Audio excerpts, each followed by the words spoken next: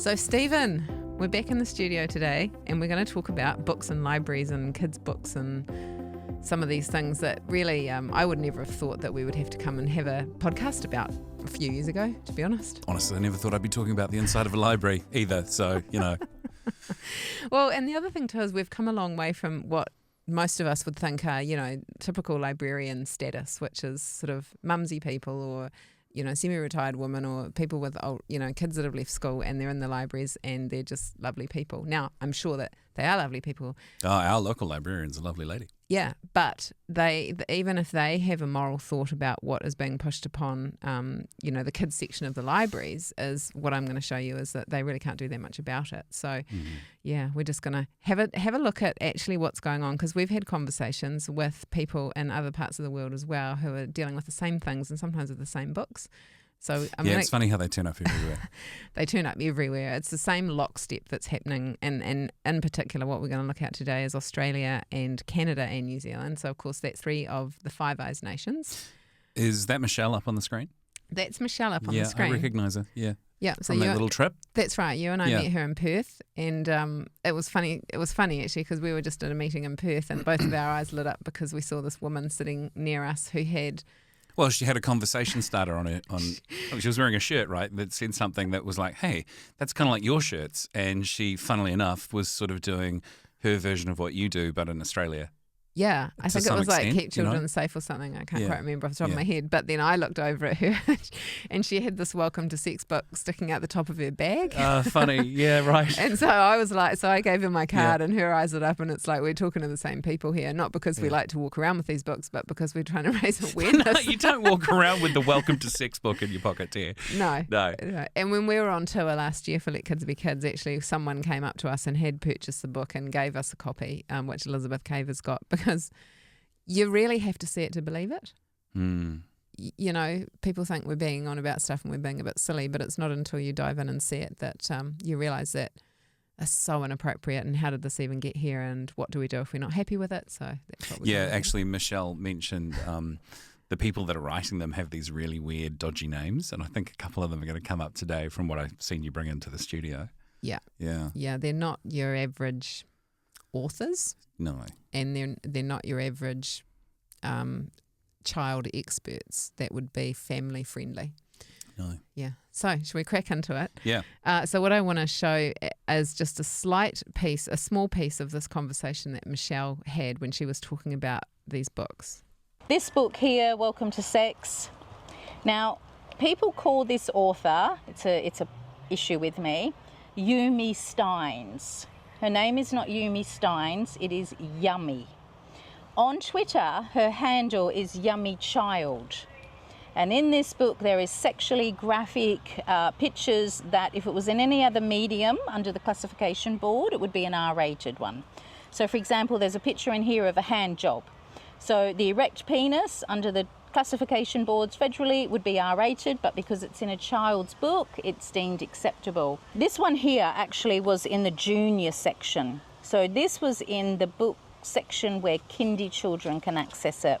So technically a librarian could read this book to children during story time, talk to them about, how to masturbate, hand jobs. This book also promotes illegal activities. It talks about sexting and sending pornographic pictures. That is the distribution of child pornography, and it is highly illegal. The e-books, everybody needs to be aware of what's happening on the internet. We know about the online porn and everything else, but the soft side of things is the e-book system, and Sex Criminals is the comic that we decided to talk about. It's a pornographic comic. And here in WA, the distribution of pornography to minors is an illegal activity under the criminal code. So we have been to the police on 3 occasions, and we're now at the stage where possibly the police might press charges for the distribution of pornography to minors because it is an illegal offence. So who are they pressing charges to? That would be the head of the state library here in WA. So, as much as anything else and how horrific this is, what is blowing me away the more that you talk to people all around the world is how many hours and how much effort ordinary people are going to or are having to go to in order to try and get some common sense going on. in the councils and in the schools. You know, like we don't like walking around talking about this sort of thing. You know, you meet someone like Michelle who keeps these in her bag because she needs to try and talk about it at every turn. We don't want to be being activists and advocates and all of this. It shouldn't even be needed. What does she say? Masturbation and hand jobs or something at school? I mean, I think I had Hansel and Gretel and Dr. Seuss. Yeah. There's quite a change. So what she's saying there is because the book is classified for children, then they deem the content inside the book to be acceptable. Yeah, and she said that it could be read out at story time by someone. But if you were walking down the street and someone talked to your children about it in the street, you'd get them arrested, wouldn't you? Oh, for sure. That's just so inappropriate. Yeah. So we're going to look at that into the classification side of things. The next thing we're looking at here is actually Let Kids Be Kids Substack from September last year. And this was a guest post by Rodney Hyde.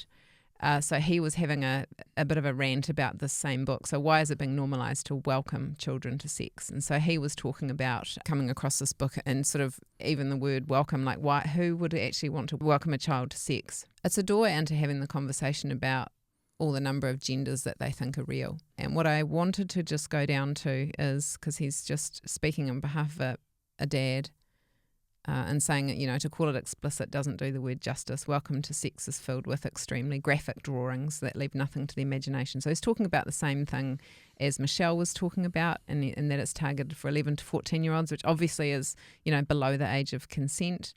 Hey, speaking of when you mentioned, you know, it's a child's book, so anyone can have access to it. Do you think that there are librarians who actually make a moral choice and go, sorry, you can't get that out. You can't take that out. You're too young.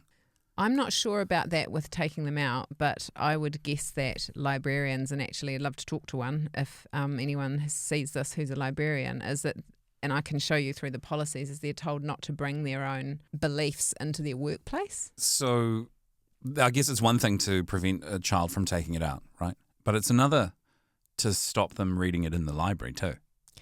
Yeah, I don't think that they would be able to do either of those things. Yeah. Yeah. Sorry to interrupt, but, you know, it strikes me as an interesting... You mentioned before the whole you're not allowed to have that moral position, and it's just had my head going ever since going, well, what do you do? Well, what do you do? And we'll talk about that later on. But firstly, I want to roll out how terrible it actually is, because even when you read the paperwork of people that are complaining about it and saying we want to get this gone, their line is, well, no, it's all going to be there and it's up to the parent to decide what they want their child to see. And anybody who's taken kids to the library knows that, I mean, when my kids were little, I would have known that it was a safe place to be. So they could be in the space. kids area and I could be over in the fiction area trying to get my book out and know that they would be absolutely safe in the library. You'd fully expect that to be just a perfectly acceptable place and that you'd be proud of your child for wanting to go to the library. That's right, yeah. And you would actually, it's a safe place where I would want them to feel like they could explore it themselves without me breathing down their neck. So basically it's this funny thing. Yeah. Because in the library situation, the rules are it's up to the parent to decide, and if the parent doesn't like it, then it's up to the parent, but we're going to have everything there anyway, which is quite different to what happens in sex ed in schools where they don't want the parent to see what's going on. Oh, yeah, interesting point. Double standards, isn't it? Totally double standards. Yeah. So anyway, I'll keep going and people can go and have a look at this. But what he also is calling out here is that they don't call boys boys and girls girls. They call them penis owners and vagina owners.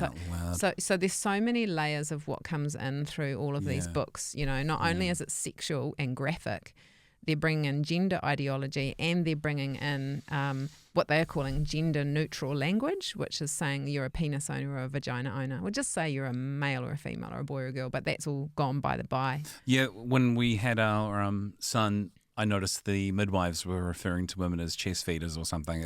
It just gets really weird. It's just ridiculous, and you know, people are getting more and more up in arms about it. But the real question is, what can we do about it, and really, where is this coming from? What I wanted to point out in this was the classification status, and we're going to go look at the classification report soon. But what happened was somebody followed the correct process, which is if you're not happy with the classification of a book, i.e. it shouldn't be available for children, the process is to go to the classification office in New Zealand and you put a complaint in or put a report in and you ask for it to be reclassified. So somebody did that and a whole bunch of other people complained as well. But the result was the classification office, whoever that board of people were, decided, no, it's fine. So it's still going to be unrestricted. So they wrote a 12-page report concluding that the book should not be restricted because it is educational. Which goes back a little bit to what Michelle was saying. Well, she's actually saying it's a sex guide, you know.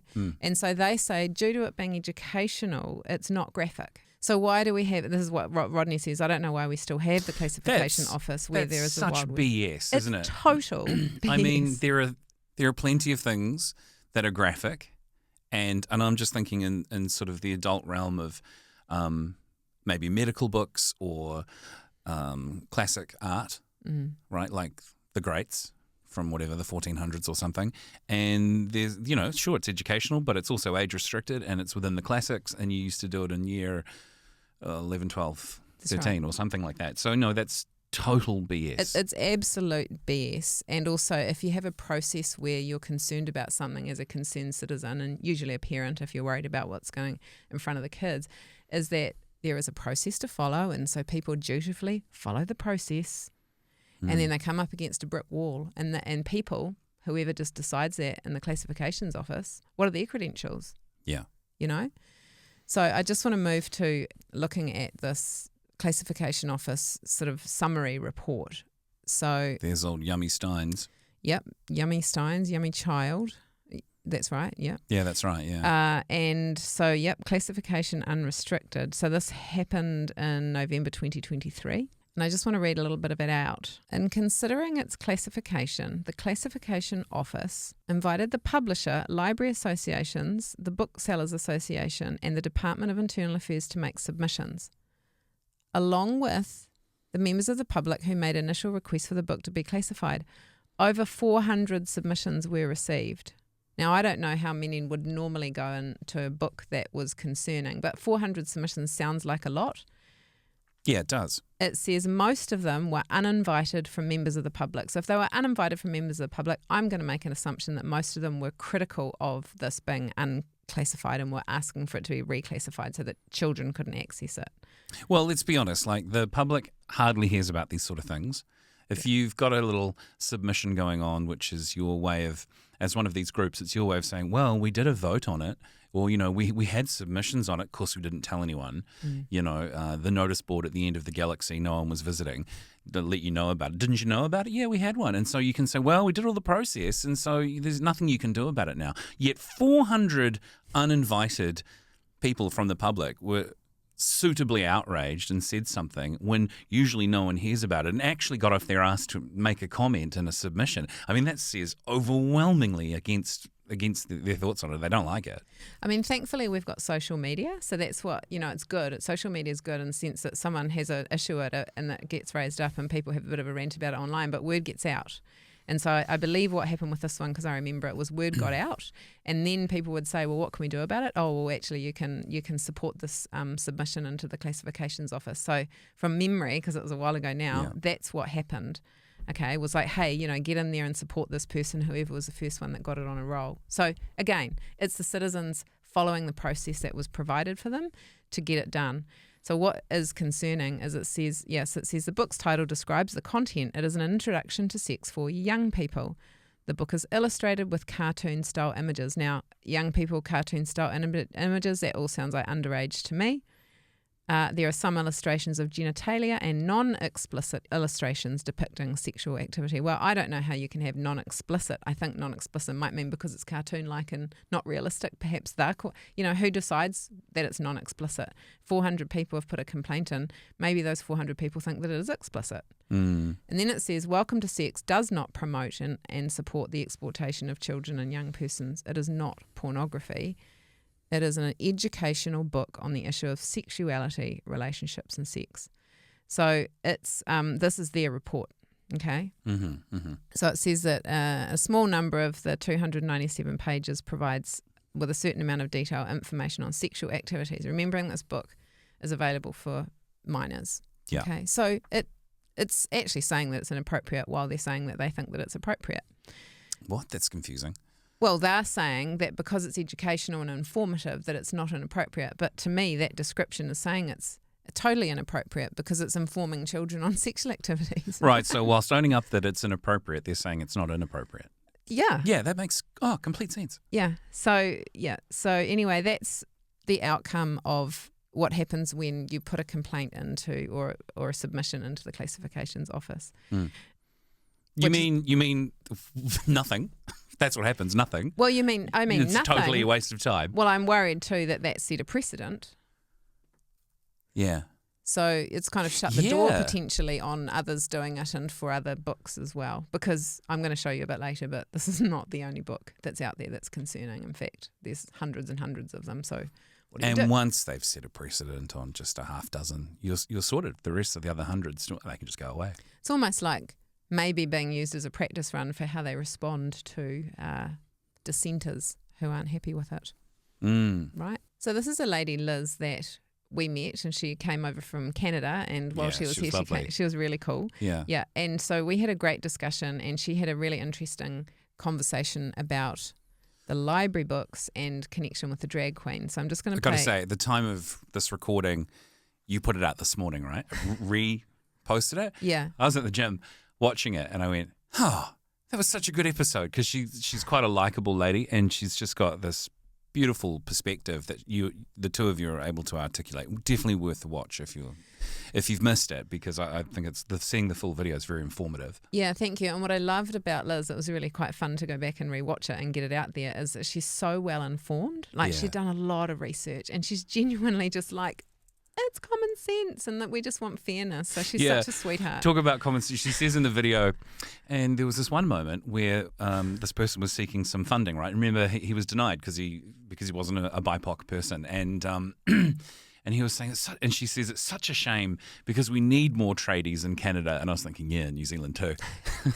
Yeah, well, this is it. Like, this is why I love doing what you and I do, because actually this isn't about getting the politicians in and the country's leaders. This is about talking to normal, everyday people who are on the sidelines going, what the heck? Yeah. And actually getting their hands dirty and getting them in and looking. So that's why all the stuff that you and I do and all these conversations, if the one thing that people gets out of it is we need everybody to get their gloves off and get in and look and do stuff and speak up and talk to each other, and don't wait for the leaders to do it. No. Right. So, I was reminded of the power of that with having this conversation with Liz, because she's like me. She's just a mum who just couldn't sit quiet anymore and had to go and do some digging for herself. And it's fascinating and confronting what you find. So let's just have a listen to what she's got to say about what's going on in Canada. I mean, there's just so many, but there was one in particular, and I don't even like to give it any advertising, but I have to say it. It's called If You're a Drag Queen and You Know It. It's not an original work of art. It's a takeoff on that old children's rhyme. If you're happy and you know it, clap your hands. Mm-hmm. But if you're a drag queen and you know it, Lil Miss Hot Mess, who published this book, encourages kids to give a wink, blow a kiss, shake your bum, which to me is overly sexual for a child. Mm-hmm. Far more sexual than clap your hands, stomp your feet, turn around. It's innuendo. Yeah. So I looked into it, and the guy's real name is Harris Kornstein, and he sits on the board of Drag Queen Story Hour, which is an American organization. It's got its other branches in other parts of the world. I think it might have one now in Canada. So Harris Kornstein co-wrote the manifesto for Drag Pedagogy. Drag Pedagogy, the playful practice of queer imagination in early childhood. And what they say in their manifesto is that drag pedagogy, it's not just a person who is theatrical and creative dressing up and reading stories to children. There is a much more insidious goal behind this Drag Queen Story Hour. And they admit it. They write it in their manifesto. They want to undermine the traditional notions of sexuality. They want to replace the traditional family with an ideological family, arouse transgressive sexual desires in young children. Christopher Rufo wrote an amazing essay on drag pedagogy, on Harris Kornstein's manifesto. And he points out that the writers of that manifesto talk about the words acceptance and inclusion. So you always hear those words that, we have to be accepting and inclusive. you hear these words and they say, of course, everybody wants to be accepting and inclusive and not mean. Nobody wants to be mean to anyone, but they weaponize those words. But what's more interesting is that Harris Kornstein, in his manifesto, they openly admit that this is mere marketing language that is used to push their real agenda. So here I am trying to teach these people, this library board, who you'd think would be so interested in reading and books and research and information, that they could not have cared less. I just got the glassy eyes over. I just gave you all this evidence about this book that you've, and then I find out later in my research, because now I've been sort of following along, and it turns out that the Oakville Public Library automatically buys any material that is written or illustrated by an LGBTQIA+ person or a BIPOC person. Ain't that nuts? Yeah. You hear what she said at the end there? They automatically buy no, books from the library. I was actually just thinking what a great way for me to make some money. I could come up with one of those weird names and get ChatGPT to write a book for me. Gee, it's a printing press, isn't it? Just waiting to do weird and distorted things. Weird and distorted people are being turned into celebrity status. They're getting the book, contracts. Yeah. That what she explained there about this man who works in a university and then was also a drag queen at night, but also is part of the research and writes these manifestos and then is actively involved in drag queen storytime. We've had this drag queen storytime thing really lit up in the last sort of 12 months or so here, and even the Free Speech Union come back going, it's a free speech issue. It ain't a free speech issue. Not when you're communicating to children. I thought we weren't even allowed to promote and market to children, right? But this is not a free speech issue, and it's a much bigger, very organised plan that they have to queer society, which is which I highlighted in that manifesto. Is their goal is to queer society, and I've talked about this quite a bit. But the definition of queering is the opposition of anything normal. So when you think about that as the opposite of a normal family, that's what they're promoting, right? Yeah. Anything but heterosexual. Yeah. The opposite of a normal sex is I was born a woman, but I want to be the opposite. Everything is oppositional. That's what queering is. That's why I call this a TQ industry. I'm going to drop the LGB from it because it's not that. It's the queering that they're after. The L's, the G's, and the B's, they don't deserve to be pulled into this crap. No. Like I often say, some of my best friends, right? They don't want to be part of this. No, most of them that I talk to don't want to have a part of this. Yeah. So I'd really love it if people would go and watch a conversation with Liz, because she's very well informed. And basically what she's saying there, and what was just before the bit that I played, was I was asking her, what are the people that you're going to see? Because she goes and sees people at a municipal and at a regional political level with all of her research. And I say, what do they do? And she's just saying, they just give me the blank stare. So she's offering them the information in order to protect the children. And then she talks in another part of the interview too about how when it comes down to a child, a 12-year-old that was transitioning, how all of the adults are fawning around this child and letting the child make that decision. And yet she as an adult can come in with all the evidence and they don't want to listen to her. So it's just so obviously off, right? Yeah. So this is another Substack that we did a couple of months ago, so in March. So this was where we raised an issue with another drag king. So a drag king is a biological woman who dresses up as a man. So we're used to hearing about drag queens, which is the other way around. Yeah, right. Yeah. Oh, makes sense, yeah. But they exist. And so this one was featured at the Pride Parade, and then she was travelling around to local libraries in towns, and she was having an all-age, unrestricted show. And I just want to call out that anyone who's followed the story that kind of went big about the cancellation of Little Gay Out, Hugo Grrrl, which is this drag king, was meant to be the drag performer at Little Gay Out this year. And that was her repeat performance because she was there last year as well, which did go ahead. Right. Hugo Girl got no-go girl this time. Oh, well. This time, we got that round done. But what I want to look at here in particular, So this is what Hugo Grrrl looks like when she's entertaining adults. So Whoa. I'm not saying that she does that in the kids' show, but if you've got someone who does this in her own time and makes money out of it and puts it all online, it doesn't take a rocket scientist to think that if a child goes to a show or sees someone like that, that's going to pique their interest and they're going to search them up online. Sure, that makes sense. And this stuff's unrestricted. I didn't have to go through any kind of a paywall. It's just all on YouTube. Yeah, that's funny. That's funny. YouTube can hardly kill this story when you're referencing one of their own videos. Yeah, that's right. YouTube referencing YouTube. Yeah. So this article's pretty compelling about it, and I can't understand how these people still get to be out there. But what I wanted to call up that I included in the Substack was, I put a title here, A Caution for Adult Entertainers Who Are Entertaining Children. And I referenced the Crimes Act of 1961, Section 131AB, grooming for sexual conduct with a young person. And I just dropped this in because we need to start talking about how things in law can be used to help us. So a person aged 18 years or over is liable to imprisonment for a term of not exceeding 3 years if they communicate by words or conduct with a person under the age of 16, and they do so intending to facilitate the young person engaging or being involved in conduct that would be an offence against this part or against any of the paragraphs.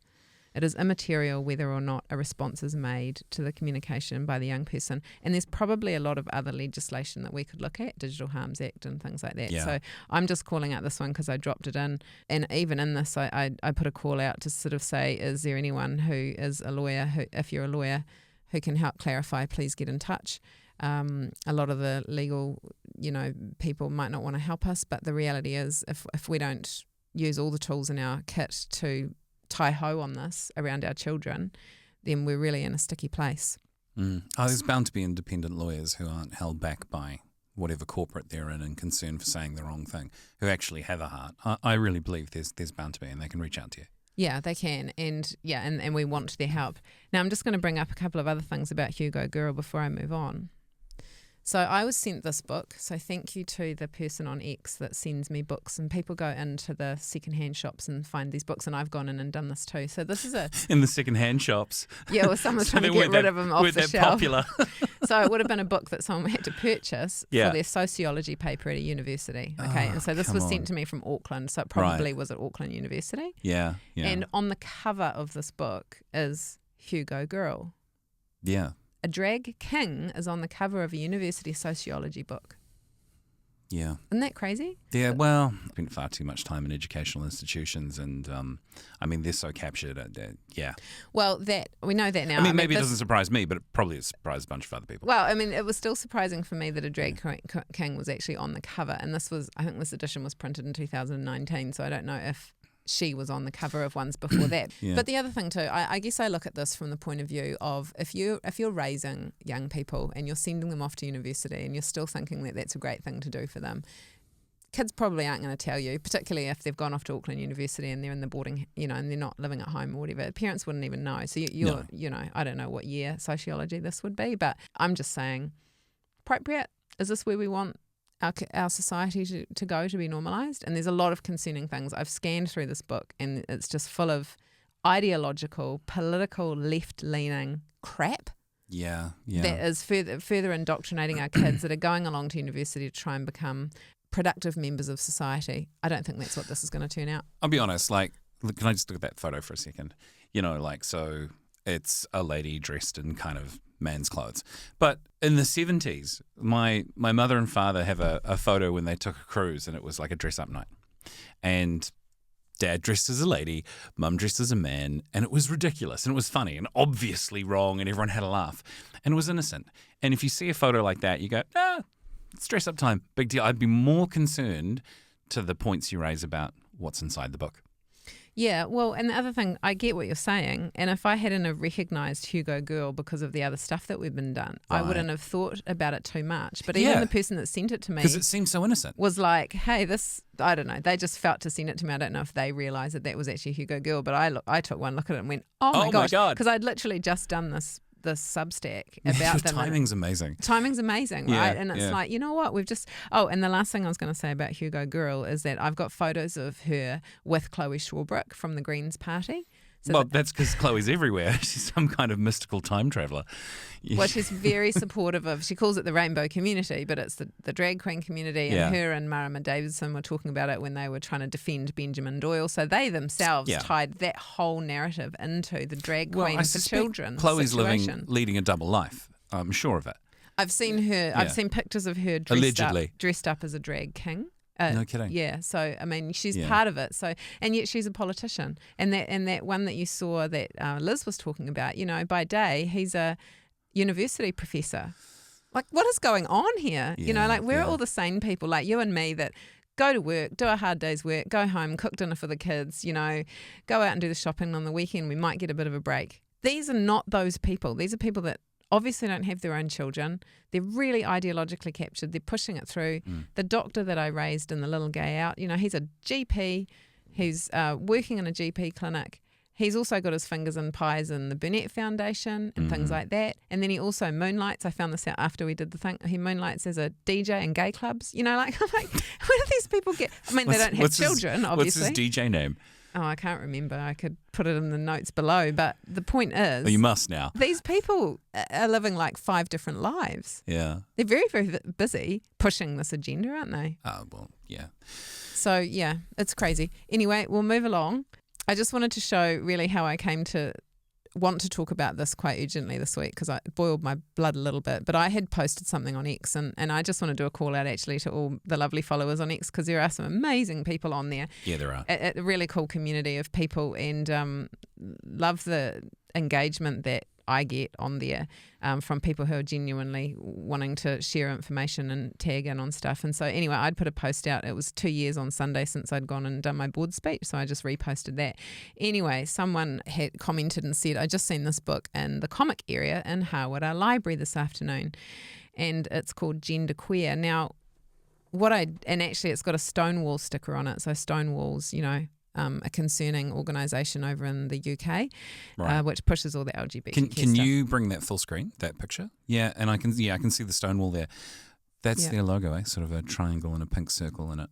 Well, that's actually the American Library Association, which we are going to look at soon. Oh, and on a book. That's an on a book award or something. On a project, like Stonewall. Right. So anyway, it's all connected in. But the point was, this was sitting in Hawera Library, and it was in the comic book section. Okay. You can find a lot of these books on YouTube. You actually just search up the book on YouTube and people do a read along or a review. So you can actually, without going and getting the book out yourself, go and have a look at what's in there. So I'm not saying that to promote it, but if people think that we're, that it might be about something else, they can actually. So that's what I went and did. So I actually watched a few minutes of the video and was really appalled by what I saw. And this was the image that I screenshot. Oh my God. Right. I felt as if I had been stabbed through my entire body, and with this came a wave of psychological horror at the realization that things can go inside my body. So my feeling around the author of this book is that they are probably on the spectrum or something like that, and they're maybe terrorized about going through puberty or having body things happen or having sex. I mean, the realization that things can go inside my body sounds like he, whoever the author was, is terrified of having penetrative sex, perhaps. Okay. When I first saw the image, I was thinking, is this a really horrific graphic image around them not wanting to have their period? Like, I just don't know. But the fact of the matter is, it's in the comic book section of Hawera Library, this book.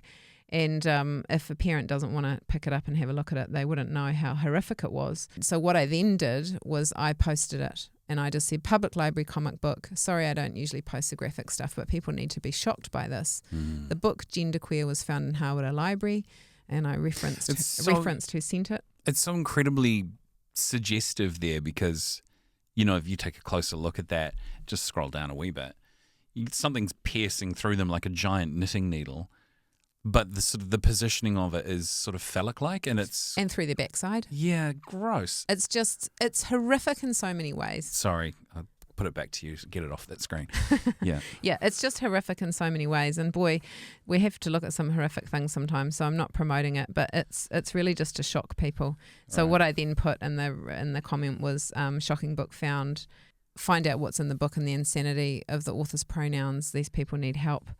So, and this is, you can see it, so this is a link to their YouTube, but they use, their pronouns are Well, it's like, are you nuts? Is that a different language or something?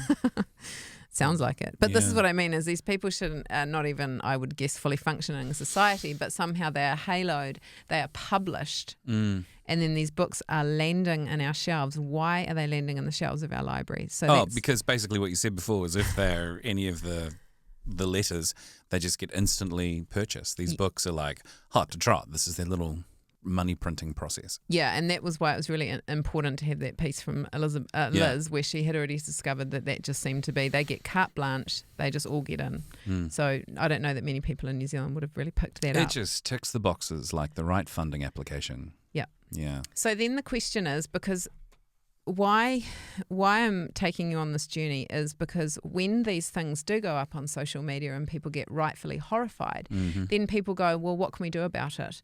Oh, I'll put a complaint in, I'll do this, I'll do that. And it's heartbreaking because, going back to what I showed you earlier was that the Welcome to Sex book, they'd gone through that process and they'd got turned down because they say it's educational. So they have their reasons why. So for me, the Classifications Office seems to be completely captured. Like what Liz was saying, is that all the organisations over in Canada are completely captured. So going through the correct process isn't helpful. These books are coming in more and more.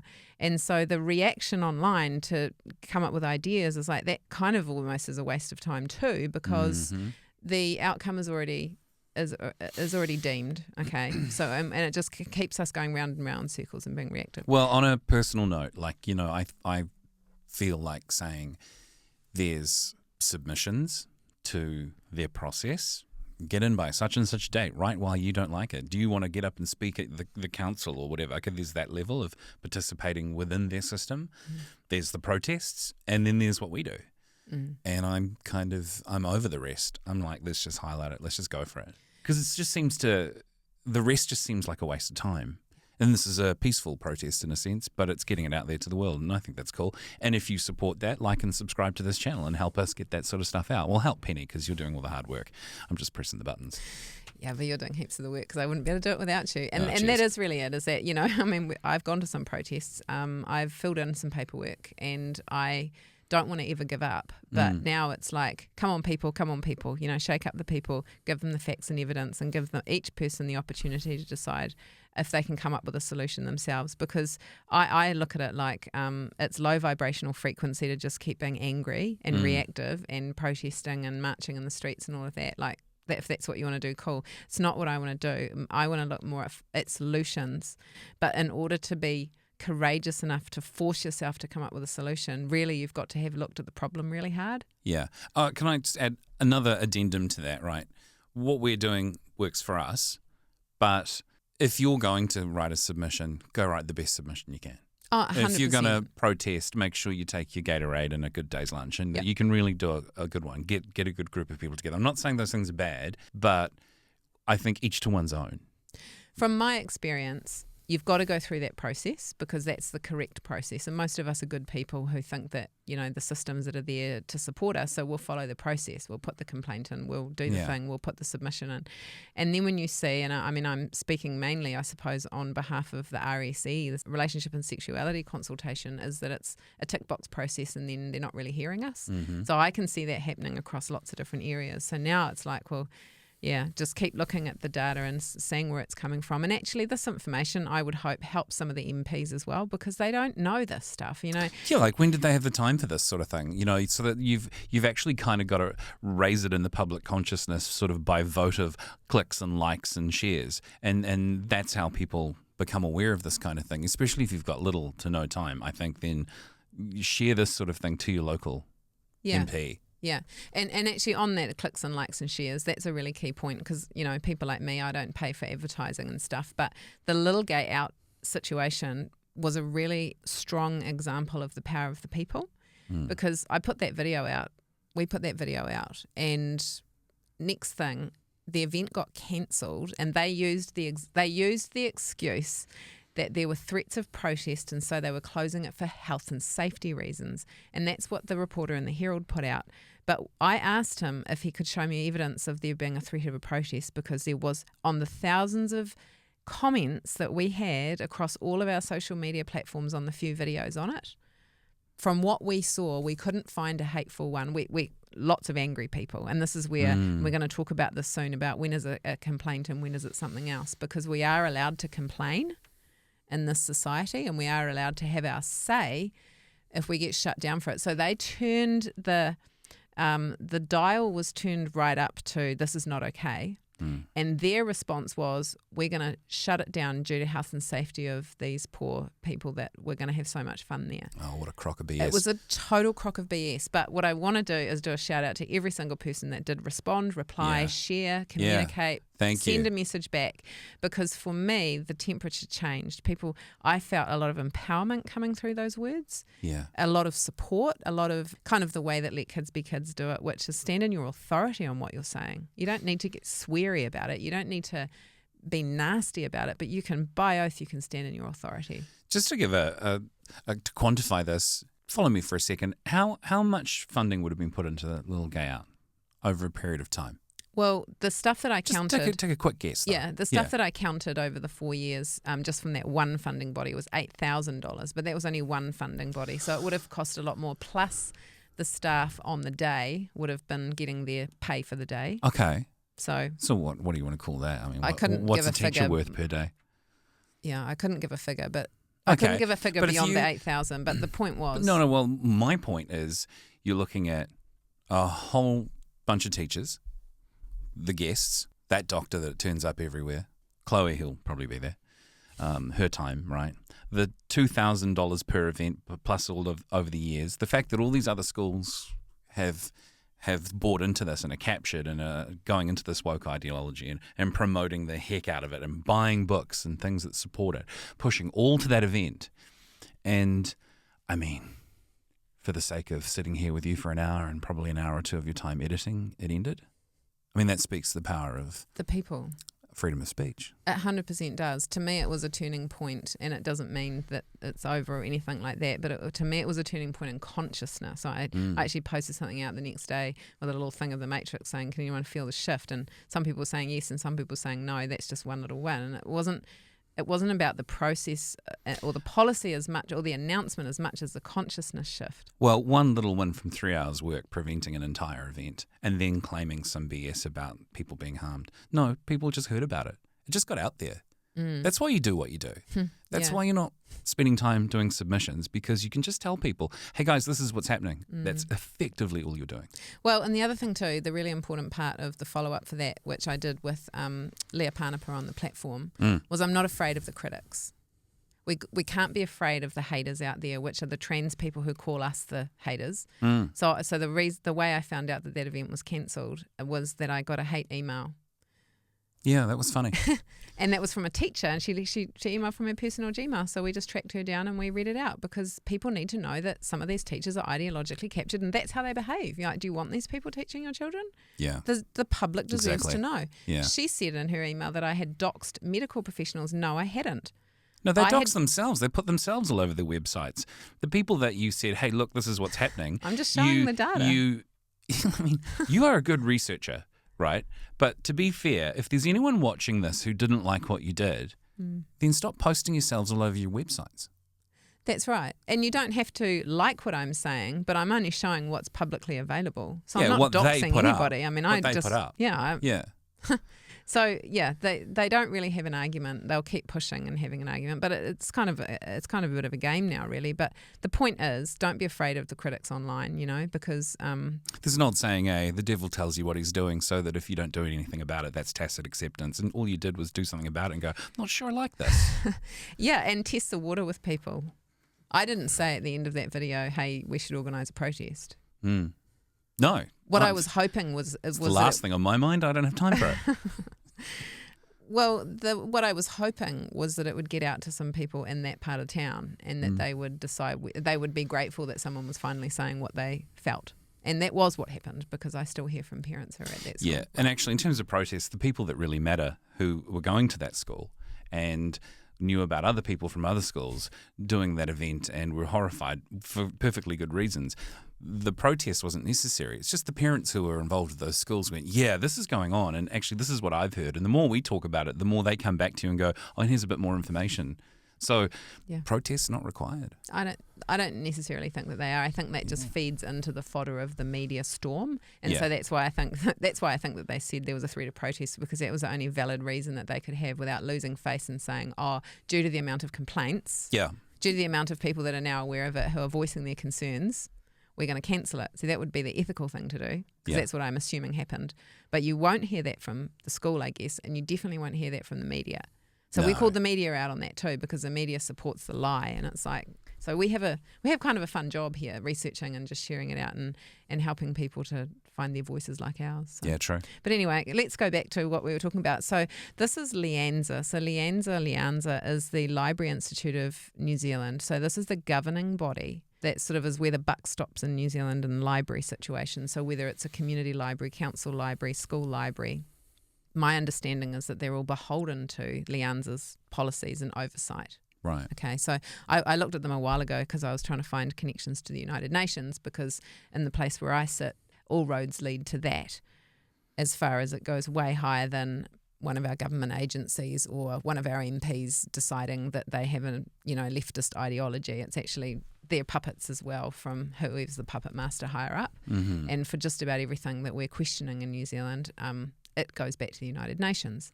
So when we're looking at all this trans stuff being available for children and all this weird gender rubbish in the children's section of the library, you've got to kind of think, is it connected to some global NGOs? So people can have a look at lianza.org.nz and find out a bit more information. But what I'm going to just go to is, I came across this one called Library Processes, and this was really where my skin started to crawl, to be honest. So it says here, handling the complaint or challenge. And I just want to call out the word challenge, because usually it's a complaint. So they're changing the words, and I did do a little video on X recently about Wellington Council on Pink Shirt Day talking about bullying. Mm-hmm. And they put this video out about all the bullying that they have to deal with on staff, and when the parking wardens and all the different things.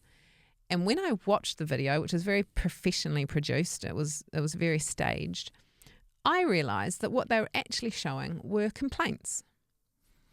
Sorry, who's bullying staff?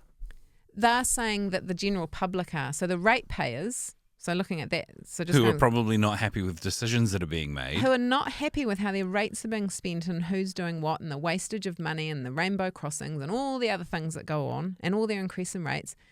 They see a council worker and they might go and have a rant, or they might do one online or whatever. But actually, I believe that a lot of that, and I'm not saying that they don't get any abuse, because people in all sorts of jobs get a bit of abuse from nasty people or really irate people. But by and large, it seemed to be that what they were calling a bullying situation was actually a complaint. So I had that in my mind, and then I was looking at this process here from LIANZA, and they talk about handling the complaint or challenge. So they put challenge on there. It says, imagine a library patron approaching you with an item and challenging its inclusion in the collection. So what does that sound? Now, when we just had great books in the library and there wasn't much to worry about, would that situation have happened? Or do you think that they might only be challenging you because they're not happy that it's included in the child section of the library? Yeah, that makes complete sense. I mean, who are you supposed to take it to? You're not expecting someone who's in the library to suddenly fill out a form and write a whole letter and send an email. They're going to go, hey, look, this book, I don't think this is a good one. That's a reasonable first point of starting your concerned expression of, I don't like this. Yeah. But to me, they're using quite strong language, saying they're challenging its inclusion. Well, I would, it's totally normal twisting the language. It totally it's just now it's a challenge. Before it was an expression of concern. Yeah, and so the way that all the training is, and you see it everywhere, like you see it when you go to the supermarket and there's signs everywhere saying be nice to the attendant, and it's like I feel you're treating me like a stupid, because I know how to be nice to people. Most people are nice to people, and when they're not, oftentimes it's because there's a reason why they have a complaint. But now it's, oh no, you got to be nice. So you can't complain, right? It's a weird distortion. It's a distortion. It actually makes people think that we're all actually not being nice. Yeah, it shames us to kind of go, oh, am I not? I want to, like what Liz said, we're nice people. We want to get up in the morning and not be a terrible person and have all of that. So, well, a weird psychological trick takes place. If you focus on something and saying, you've got to be nice, got to be nice, got to be nice, read between the lines, you're actually sending the message to everyone that you're not being nice. And I think Jacinda Ardern has a lot to be responsible there for all of that be kind crap. Yeah, it shuts people down, and that's why we have all the problems we have in society. That's why we have the immigration problems and everything. Yeah. So it says it's very important to know the library's process for handling a challenge before you are confronted. So this is just about their training. And then it says, what I want to go to here. What's interesting here is it goes, why a complaints process is needed as a heading. And then it says, having a procedure in place for complaints reassures the community that their opinions, sorry, my mouse, and concerns are valued and their voice is being heard. So that sounds great. Mm-hmm. Okay. But then it doesn't, I got really concerned when I saw this, because it says here, as a rough guide, you should have the following covered. So this is LIANZA telling libraries what they should have in their policies. So under this heading, and the bit in italics, this is a bit I wanted to read out. Hang on a second. Hang on, look at that. Which a designated team, at? A process in place to review the complaint. So just that highlight that line for me. Yeah. Yeah. And that bit too. A designated team or staff members who handle the complaints have escalation points for complaints of a certain severity, sensitivity or magnitude, a process in place to review the complaint. They've stuffed up because they've gone back to the actual use. They've messed up because they're supposed to be pushing the term that Orwellian distortion and go, the challenge. But someone somewhere's copy and pasted it from the prior guidelines and go, yeah, well, it's a complaint, right? Because it's just a complaint. And that's actually what it is. And so if you actually read into it, you find that they're not, dotting their I's and crossing their T's there, because it is just a complaints process, but they're trying to distort that into something different. Well, the other thing too, when I read this stuff, is it really starts to make it feel like the people on the outside, who these are the public servants of, they seem to be going over, like tripping over themselves to create this rock solid complaints process, whereas actually the point is that there's a complaint, and so therefore there's something wrong with their service if there's a number of complaints about a service. It's really not a big deal. They've just got some bad books. Get over it, libraries. Get it out. But so then, well, this is what I want to show you, is that when you see how much effort they've gone into here, you go, wow, they've really wrapped up the fact that we can't get this gone. So what I wanted to read here is, talks about we're committed to freedom of access of information and will not suppress or remove material simply because it gives offence to some people.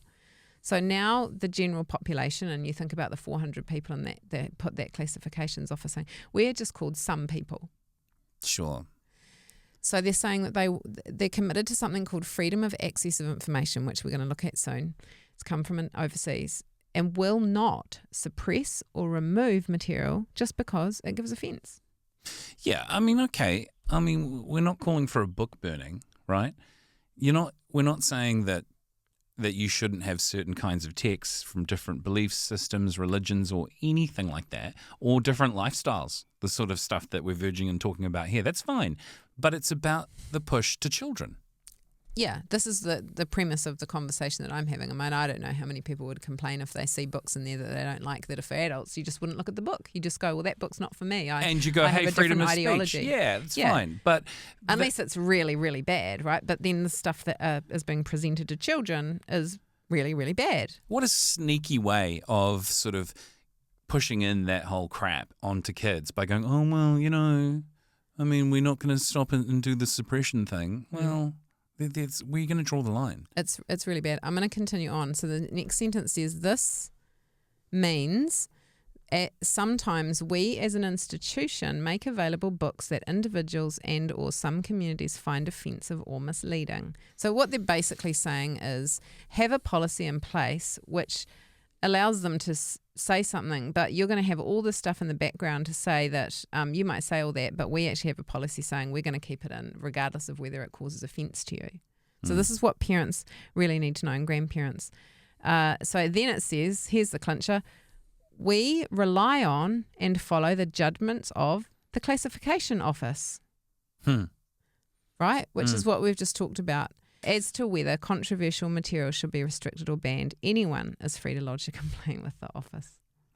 Anyone's free, yeah. Right? Anyone's free to lodge a complaint. Yeah, go for your life, lodge a complaint, but guess what? We're going to have a rock solid policy and process which makes sure that that's all that's going to happen. Yeah, you're welcome to inquire with our toothless process. Yeah. Yeah.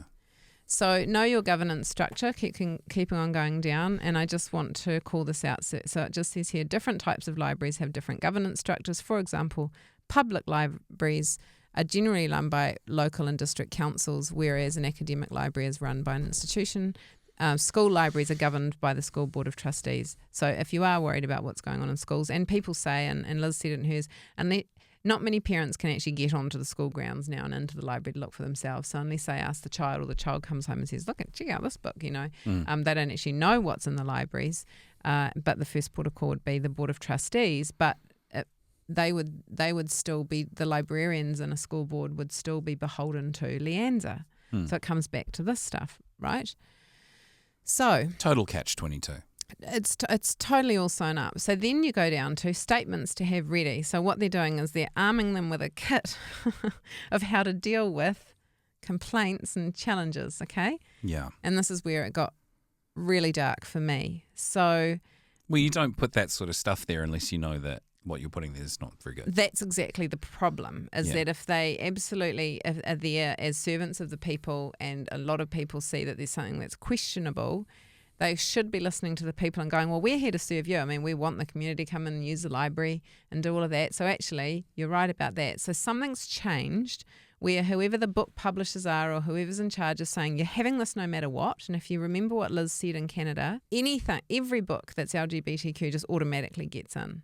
So something funny is going on. Yeah, you wouldn't weaponize the complaints process in something unless something was odd going unless on. You knew that what you were going to put in place was going to really, really upset the general public. You wouldn't have all of this sewn up, right? All these policies in place. Okay. So it says here again, a statement on freedom of information. So remember that term, and other international statements. So again, this is for New Zealand's library, but they're saying we're going to go and have all these international statements, and we want all the libraries to have these statements at the ready. So the first one is LIANZA's Freedom of Information Standing Committee statement. So we're going to have a look at that. I'm going to read out part 1. So it's got here at the top, Universal Declaration of Human Rights, 1948, endorses that everyone has the right to freedom of opinion and expression.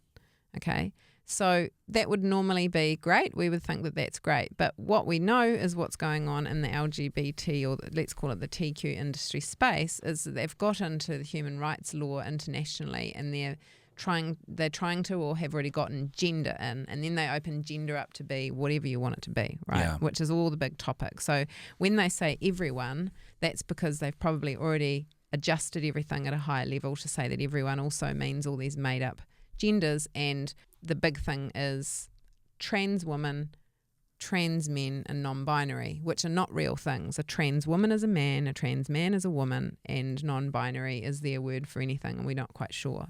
Mm-hmm. See? So they've opened the door of it. So then they say everyone has the right to freedom of opinion and expression. Right. So libraries, when delivering services in person or online, remember that because Liz talked about that, should avoid censorship and promote non-discrimination. And then they talk about preserving diversity of their community. So you see these words coming up again. It says in point B, ensure that the selection and availability of library materials and services is governed by professional considerations and not by political, moral or religious views, which is laughable really, because all this is political. It's just left-leaning political, and do you want to be more conservative, that's out the door, and you're not allowed to be Christian about it, but you can probably be other things, okay? Then it says, where relevant in their library service, make space available for and arrange displays and talks to stimulate learning and the exchange of information while ensuring the community feel welcomed and safe. Now, the community that they would be referring to here isn't us, because they have pride displays and drag queens and things in the library all the time. So when I look at that now, I think they're not making sure that ordinary families with young children are feeling welcomed and safe. They're saying that all the marginalised groups are feeling welcomed and safe. Okay? And then that kind of proves it here, because it says make materials, facilities and services equally accessible to all lawful users, not discriminating due to ethnicity, religious affiliation, age, sex, sexual orientation, gender identity, see? So that's why they do that. They put those in there and have to explain it all out and discriminate because they want to add in their sexual orientation, gender identity. Right. Yeah, well, like Liz said in that video, there was already in Canada no discrimination going on And that's true here in New Zealand. There was already no discrimination going on. It's created. This is totally extra and unnecessary. Yeah. Yeah, it's like we did a video recently where we showed Auckland Women's Centre, and it said that this group is for women and people identifying as women. It's like this full stop should have been at the end of woman. Yeah. Anything after that is not a woman. So the fact that they're having to explicitly state these things is there isn't any other things. There's a man and a woman, that's it. That's right. There's a man and a woman, and then there's men and women in costumes. That's right. And so you're covered. You're not. You don't. You can be in a costume. It's okay. You can live your life, but you're not discriminated against. If I go to the library and I see different people who have different lifestyles and live differently to me, that's cool. Fill your boots. Just leave the kids alone. Leave the kids alone and don't force your sexual stuff onto children and then say that it's up to the parents to decide whether they don't want their children to see it, because parents will just say, I don't want to go to the library. So point E there, adhere to the law regarding restricted and objectionable materials, including online, but also engage with appropriate processes to challenge such restrictions when they believe freedom of expression is being unduly constrained. What do you read when you see that? I guess I read that means there's nothing they can't do because they can highlight you as someone who's unnecessarily complaining. Yeah, I mean, is that what we're doing now? Unnecessarily complaining? I don't believe that we are. I think we're calling to that standard. We're calling it out, the word trickery that their good lawyers have had, right? Because it should thanks just for saying that, because I felt like it was a bit of a word salad, Well, this is a word salad because really it should just say adhere to the law regarding restricted and objectionable materials, full stop. Yeah. Or including online, full stop. Sure. But then I don't know why online is any different from the rest of the law, though. Well, yeah, but now, libraries have books online. But what it says is, but also engage with processes to challenge these restrictions. So they're actually asking the librarians to challenge the legal restrictions on objectionable matters when they believe freedom of expression is unduly constrained. And we'll keep going, and I'll show you what I mean by my concern about that. They keep using this word freedom of expression. Thanks, actually, for taking that apart for me. I'm seeing it now. It's basically saying, if I've understood you right, I'm a bit slow. Is adhere to the law. Adhere what? It's a lot to go through. Oh yeah. Adhere to the law, but push back on these woke things that we want you to push back on. That's what it's saying. Adhere to the law, but here's some ways you can try to get around it. Well, and what they're also saying is there is a law around restricted and objectionable materials, but due to having a policy of freedom of expression, you should be able to push back on those laws. It's madness. Okay. So that's what I wanted to just raise on that one.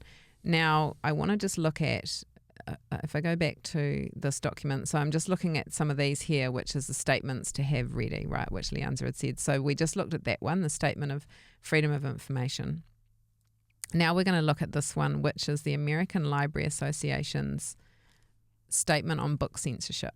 This is where it gets pretty gnarly. So their statement, the American Library Association, which, by the way, this is New Zealand's Library Association, is now referring out to the American Library Association. Because we don't have anything original. Because, we don't have the intelligence to do it ourselves. Oh, okay. Right? Yeah. You can see what I'm saying. We're just puppets for things that have already been in place in other countries where we would probably deem them to be not okay. So I just want to read this out, the statement. In recent months, a few organisations have advanced the proposition that the voices of the marginalised have no place in library shelves. To this end, they have launched campaigns demanding the censorship of books and resources that mirror the lives of those who are gay, queer or transgender, or that tell the stories of Black persons, Black Indigenous, so BIPOC. That's BIPOC. Yep. Falsely claiming that these works are subversive, immoral, or worse, these groups induce elected and non-elected officials to abandon constitutional principles, ignore the rule of law, and disregard individual rights to promote government censorship of library collections. Yeah, so ALA is saying that there has been a campaigns launched to try and censor books of what they're calling marginalised people. That's the key bit there, right?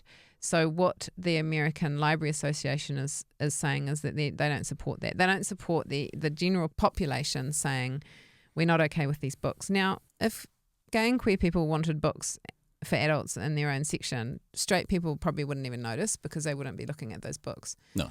So our complaints are usually about what's going on with the children, but they're not covering that there. They're just saying, well, that's actually, you're just complaining about a marginalised group and we have the right to be heard. Remember Benjamin Doyle, I will not be disappeared. Yeah. Right? It's the same kind of language. It's a weird distortion. It's an odd thing to focus on, as though you're going to be disappeared. What? It's a distortion of what people are saying. So if people are complaining about the books in the libraries for children, they turn it around and say, well, we're a marginalised group and you can't disappear us, so our books must be there. It's like... Yeah, that's where they're leaning on the lesbians, gays and bis. That's where they're going, oh, look, what you're doing to those people. Nah, it's the TQ thing. It's the lesbians, gays and bis are not being affected here. They're not being marginalised. They've got to live your life. But it's about the queer stuff for kids. Yeah. That's right. It's about the queer stuff, and that's and actually, exactly. To clarify, that's more about the trans stuff. Actually, I get how queer has been used as a word for just so long that people who are lesbian or gay go, oh well, I'm queer. That's sort of a common term. I don't mean that. I mean the trans stuff. Well, they're pulling it back now. I don't know many gay people who are gay but not into the trans stuff that would use the word queer now because it's so obvious that queering is another whole thing. Like the bus has left the station on that one. And they're just riding on the backs of all of the achievements that have happened over all of those years for equality and various rights and bills put into law. And now you're going to use that in your agenda to force weird shit on kids. Yeah. That's pretty much it. Yeah. So you'll see there the American Library Association opposes widespread efforts to censor books in US schools and libraries. So what they're saying is that they don't think that there should be any censorship of books in schools, which means that anything goes. Yeah. Okay. Yeah. So then you see there, and so you just see what I'm driving to here is you're looking at when I showed you LIANZA's policies before, and it wasn't so explicit that it was about the LGBTQ. They were making kind of a general statement about, well, people, everyone should have their freedom of information. So therefore, just because you don't like us, it doesn't mean our book shouldn't be there. Basically, that's what they're saying without being really specific. But here, it literally just lays it all out. So it says, due to the dramatic uptick in book challenges and outright removal of books from libraries. Well, there's a dramatic uptick in book challenges because people don't like the books, right? A dramatic amount of people complaining about the books because complaint has become challenge. Yeah, because the books are becoming decidedly disgusting, and so there is a rise in complaints. Yeah. And also people are finding their voices who used to be just compliant. Nice. ALA's executive board and for all 8 divisions have released the following joint statement regarding attempts to remove materials that focus on LGBTQIA+ issues and books by black authors, and they might be tying BIPOC into LGBTQ just to make it relevant, right? Yeah, that's just more about leveraging, like they do with the L and the G and the B. Yeah. And now they're going to leverage BIPOC to get this sort of kind of sympathy and concerns for those people. They're trying to make it be a civil rights movement still, but it's not a civil rights movement at all. It's not at all. No. Yeah. Unfair steelmanning of that argument. Yeah. So it's like how the LG people are going, no, that's not us. My guess is that the black people will be going, no, that's not us. Don't lump us in with those. And I remember prior to the American election last year. A lot of black people are incredibly conservative. They'd be like, what? Yeah, I remember prior to the election last year, and they were trying to paint it out that the Democrats were good for the black people and these poor black people, and they didn't know how to vote. And then they had all these amazingly intelligent, articulate, academic, wealthy black people going, what are they on about? Like, holding up their ID going, I've got ID. I've got ID. Like, I'm not. Yeah. So it's contrived, right? Yeah. So they're trying to spread a message. So that's just to show that when LIANZA, the body in New Zealand, is putting this thing out saying that they need to have a statement at the ready from the American Library Association, the American Library Association is fully pushing trans. Right. So then there's another one called the IFLA Statement on Censorship. So IFLA is the International Federation of Library Associations and Institutions, and their statement on censorship is very similar. So I'm just going to scroll down to page 2, and at the top there it's got issues for library, and what jumped out at me was this: censorship is a breach of respect. That's an odd statement, isn't it? Yeah, it's odd. Yeah, because censorship would not ordinarily have happened because there's a reason to keep that information away from people that might not want to see it, so keeping it away from kids. So, when you go to the movies, there's censorship. So that would be an R16 because you shouldn't be really watching it if you're under 16 because it might be graphic or it might have sex or whatever in it. Yeah, right. So censorship is a requirement of a functioning society in order to not have children have full slather on all the adult things. Sure. It's why, certain things would be in a particular area of video store back in the day when there were video stores. There'd be the adult area and then there's the place with the kids, and you just make sure that the kids stay out of that. That's censorship. We need it. Yeah, at least with the video stores, they had a curtain or something. Yeah, right? Yeah. So for an international federation of libraries to have a statement saying censorship is a breach of respect. Yeah. Really, to me, what they're saying is they're giving all of the treats and all of the respect to the TQ movement. Mm-hmm. And they're disregarding all the other people that don't want that to wash over them everywhere, every day, all the time, including in libraries and kids sections. Concerning, eh? So then they refer in here to the Universal Declaration of Human Rights, but what they will have done through all their human rights laws is captured that as well, which is why, people are up in arms now about all this legislation changes. Totally misleading. As if there's human rights issues going on. Yeah, it's totally misleading. There's just one more document that I want to show on this International Federation of Library Associations. And for anyone who wants to know how I find all this stuff, I literally just follow my nose when I see the name of a document or a website. And then if they've got a search bar on their website, I just search LGBTQ.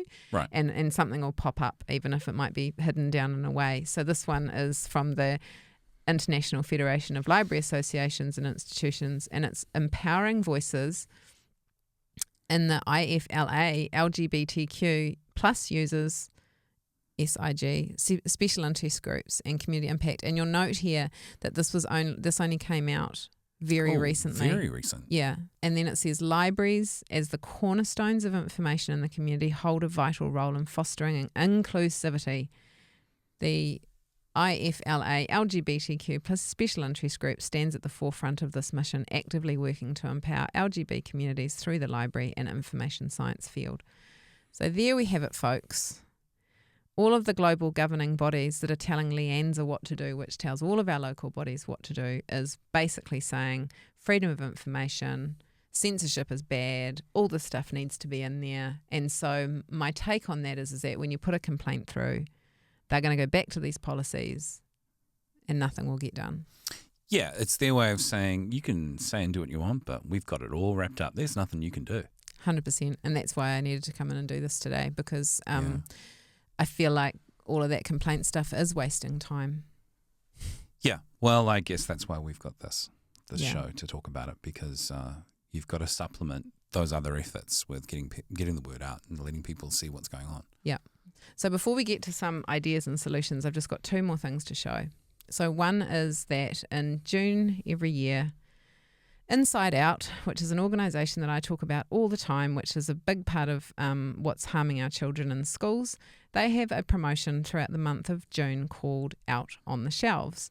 Now this is, I pulled their entire database of all of their books from 2024, and this PDF is so many pages long. It's 264 pages, and I've doubled it up, by the way, so you can see that. Oh, I see. I've got two up on a page because otherwise the document would be too long. There's a 264 page document of books, which is their full catalogue of all of their books that are all about transing, queering, lesbian and gay students in class, gender diverse. A lot of them are not lesbian and gay. They're all the others. So you'll see diverse genders, diverse sexualities, non-binary, transgender, two-spirit. Oh, my God. And this is for children in school. So these are the types of books that you may find in your local school libraries in New Zealand. I can't say that all of them are in there, but this is the pool that they're going to be choosing from. And if you remember again, what Liz said is that anything that comes in, they just automatically approve. The point is, I needed to show this because I'm not talking 1 or 2 or 5 or 10 books. No, you've been scrolling through whilst hundreds and hundreds so of many books. And all of these books must have authors. Yeah. Right? Yeah. I mean, there's just a massive worldwide industry in this. It beggars belief. Yeah. Right? And then you want to go, well, where does this come from? Out on the Shelves actually originated, from my understanding, correct me if I'm wrong, in Canada. And it says here, established in 1983, where Vancouver's oldest and largest I don't even know what the letters in the front of that. I think two S is back to our two-spirit, isn't it? It will be two-spirit. Lesbian, gay, bisexual, trans, queer, intersex, A++++. Yeah. So the reason I'm showing this, and I won't go into too much detail, but basically what I'm showing is out on the shelves, which parents in my space know about, and we don't seem to be able to get any traction on getting rid of it in our schools. The books are all there, and certain schools do massive, they have a competition every year for who can have the pridest display in their libraries, and the pridest? Yeah, like the loudest, colorist, the proudest, pridest. There's nothing proud about what this is. It's total social engineering. But yeah, so again, this is not, this wasn't just created in New Zealand, and InsideOut's Tabby Beasley just didn't come up with a great idea. No. They've adopted an international idea. Oh, no, they've got a format to follow. That's none right. of their own original thinking. Yeah, they've got a format to follow. Yeah. So that's the trail that I've followed to try and help people to understand how disempowering it is and why it's so disempowering when they go to the classifications office or they lodge a complaint through the council process and things like that. So I just want to close by a couple of ideas that I have for people, because we always like to have a solution. Like you say, I want to be empowering people. It's shocking what we have to show them, so then I want to end up with empowering people. Yeah. So, I mean, before I give my ideas, have you got any ideas of what you're a dad? Like, I don't know whether you're a library goer anyway, whether young parents would have kids that go to the libraries. I used to take my kids to the library. It was fun at the end. Well, it's actually the reason why I know that our local librarian's a cool lady is because our boy goes to the library from time to time and he loves being around the books. Yeah. But now we just have to be really careful about that. Yeah, you're going to have to be fully supervising him in those areas. Yeah. And make sure that there isn't. And if you see something shocking, you would do like what parents that I talk to do, and they'd be shocked and they'd probably go and talk to the librarian about it. So then it's like, well, they would then be told that that's that could be a challenge, not a complaint, and then they go through the process, right? So you're kind of a little bit stuck. Even if you eyeball that same librarian at the supermarket and you know that you're all just living in the same community together. Yeah. Like it's just so I feel for good librarians that are stuck in a system too that actually doesn't serve them, because they're not allowed to have a thought. They just have to follow this process. Yeah. They've been told through these policies to put their own beliefs aside, political, moral and religious, and to do the job. So we're basically through and I talk about people before process, but people are being processed to death to the point where they're not allowed to show up with their own thought if they're working in an organisation, a council or a government, anything that's got government funding. So yeah, I want to end up with saying, you know, I would say from what I've seen that your complaints will go unheard. If you are a person who feels strong enough to get on a council or a school board, we actually need good people in these places where people are, because we need enough people in there that can actually bring some common sense to the table and know that they have the support of the community behind them, because we do not want our country to go completely off the cliff here. It feels quite close when you look at this data and you see what's going on as far as policies and how they've locked everything up. And then they refer it all back to human rights and things like that. If I had little kids these days and I was in a library that had this stuff and I was seeing it week in and week out and I was seeing that it wasn't getting gone, I would tell the libraries that I won't be bringing my children in anymore.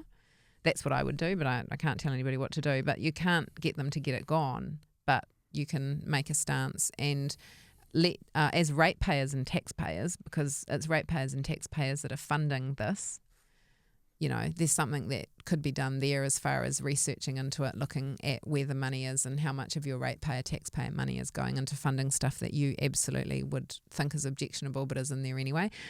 Ratepayer, taxpayer money would also be funding the policymakers. Well, let's just go back to your suggestion there, telling the librarian that I won't be attending this library if the stuff is there. To the unscrupulous librarian who doesn't really care for your challenge. I'm like, great. Get out of my head. Doesn't matter. Doesn't matter. You're off, because now I have one less thing to care about, one less complaint to have to deal with. Good. Okay, bye. So what do you say to that? Because that seems like an easy out for the librarian to just be lazy and not have to do their job. Yeah, and it sort of goes back to if you're running a for-profit business, you would care about what your customers say about you. But councils are not running a for-profit business, so they get to do whatever they want. They don't care probably whether they stand there and no one comes into the library each day, because they're going to get paid the same amount anyway. Well, the rates are just going to pay the job, pay for the staff, and that's the end of it. And you've got a whole process, and the staff member gets to say and this is actually true, but they get to lean on the fact that, it doesn't really matter what I think, because I've just got to I'm just doing my job. I'm just doing my job. Yeah. And hey, how's that gone in history? I'm just doing my job. We've had a lot of that recently too. So I think a better solution, just on that first point, you were going to go on and say some other things, and please say it again, but maybe just send the examples to us. Take the photos, send them through, and let's keep exposing it. The freedom of speech is really important. The answer to this bad speech is more speech. We have our freedom of speech too. Exactly. Let's just talk about it. Yeah. Let's I don't even like the word expose, because it's there's nothing really nefarious about this. Let's just talk about what's going on in our communities. It's totally fair. Mm. Yeah, and that whole statement about freedom of expression, freedom of information, it's only weighted towards them, but it isn't weighted towards us. Our freedom of expression is that en masse we wouldn't think it's okay, but that doesn't get heard. Well, the problem with them absolutely extremely distorting it to be about that issue is then we go, well, okay, let's have freedom of expression. Yeah. Yeah. Yeah, they don't like that. What I want to close on is some ideas, and it really always comes back to being very, very much at the grassroots, because the more that you see that these policies are unworkable and not for the people, the answer for me sits at the grassroots, because that can respond quickly as well. Like, policy change and governmental change, you can wait a while for all of that. And really, the most positive things that I can think of is get book clubs up and running in your local area. Book clubs. Share. If I had little kids now, I would get to know the people in my community, whether that's through playgroup or whatever, and would maybe just be organised about running a database of what books we've all gotten. But how like communities do toy libraries, and often toy libraries will have books in them too. But why don't you just create your own book share thing? For kids, for adults, for anything. And also the other thing is I love going into, particularly in small towns where they have those little library, those little people just build little library holders on fence posts. I love seeing that. Like, we've got that in my town, and I see it when I travel around. Do you know what I'm talking about? Yeah, I do know what you're talking about. I'm not so sure you see that so much in the bigger cities. Nah, but there's no reason. I mean, even if you lived in an apartment building, you could put a message out and say, hey, let's have a book. Put it in the foyer. Yeah, but you know what I mean? It's like, it's creative and it takes effort. And I think that's the problem for a lot of people, is people are busy and it takes effort. And a lot of people are reading on Kindle and all that now too. But I don't want to see the next generation of kids growing up without having a book, like a hard book. I've still got a big file of all of the books that were my favourite books to read to my children, and I want to give them to them one day when they have children, because it's some of the most special parts of a childhood is reading books to your kids and having your parents read books to you and memorising them and all of that, and I worry that that's going to go. And when I say about tell the librarians that you're not going to go in, it's not because we don't want our kids to see books, but maybe we need to create wholesome, safe spaces for them somewhere else, which would take philanthropists, independent libraries. It would take people who've got some space to offer. Like, it'll actually take a grassroots movement to actually just defy the councils on this and just to create a better solution. I think those are really great ideas. But wouldn't it be interesting if people who interact with you as subscribers to your channel reached out to you on the platform of your choice, I guess X or something, and sent through the pictures of the books that are in their libraries, that are in their local one in their town or their city, and along with that a sort of a story of their effect that they know it's had on the kids, or some angle or hook into why that's interesting, and maybe you could do an episode on it. Do you mean on the books that are harming? Yeah. Yeah. I mean, because you do actually have a lot of people who connect with you, and some of this information that you bring up is thanks to the good people that are doing their bit as more than just a consumer of your video, but someone who's helping along and engaging. Yeah, totally. So those people might reach out and go, well, we've had this. And if it's enough information to go, hey, look, here's a quick highlight of the last week's contact and emails and posts to you. These are the concerns. This is happening at this library. Look at the one at Hobsonville Point. Look at the one at such and such a place. And then you go, okay, well, this is what's going on. This is a real sort of sense check of the community. Yeah. Yep. And on the other side of that, well, actually, it's not just trans stuff too, but I've noticed whenever I've gone into bookstores and libraries over the last few years and I've looked in the youth section, not only is it transy stuff, but it's really dark spiritual stuff. Like it's quite demonic. That doesn't surprise me. It's really and I think when you haven't gone in for a while and then you go in and you notice how it's gone a lot darker. Like it's so like if I was a teenage girl growing up now, I think I would just be really dark on the world. It's just more information that is disassociating yourself with the fact that you're beautifully and wonderfully made. Like it's just dark energy stuff. But actually, when you were talking about that as a thing for people to do, it's like what's the light version of that would be it would be really fun maybe to do a campaign where we get people to share their favourite stories that they read to their kids, and we actually inject some positivity and it'll trigger, like if I say Gruffalo. Oh, yeah, we do that one at home. We've got the Gruffalo. Yeah, and the Gruffalo series was one of my favourite series with the kids, and actually there was a book called A Squash and a Squeeze. Do you remember that one? It's one of the Gruffalo ones, so one of my sons and I would always sing it. It's always read it, and we would always just hug each other as we were doing it, And so you do all these fun things. Wonky Donkey. Oh yeah, does your son use we've that? Got the Wonky Donkey. Yeah, and it used to be on a DVD, but that even sounds like and it's like, hey, let's let's also talk about the positive stuff here and all the fun things, because book reading is magical. I quite like the Mr. Men's because there's no Mr. They Thems. It's just that, they're being something that is normal. Yeah. You're either a Mr. Men or a little Miss. They don't. I don't think that they've gone non-binary yet. No, they haven't gone Mr. I'm not sure. Yeah. Yeah, the they them. So anyway, that's some ideas. I hope that really helps people, and I hope that we've ended on a positive note. Really. Yeah, if you want to submit something interesting, reach out. Let us know. Yeah, and like and subscribe and comment and follow, and please share our stuff. Oh yeah, we never say that I know. enough. So I never remember. Do all of that. It kind of really helps. Yeah, thank you.